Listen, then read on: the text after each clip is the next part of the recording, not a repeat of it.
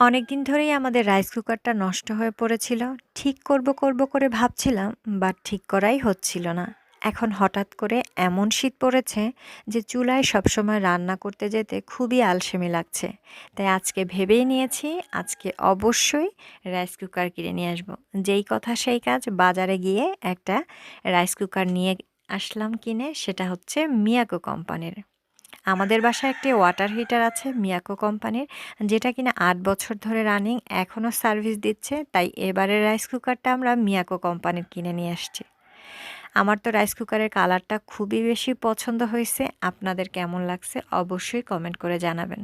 Rice কুকারটা ঘুরিয়ে ঘুরিয়ে মাকে দেখাচ্ছিলাম, সাথে আপনাদের জন্য একটা ভিডিও করে নিলাম।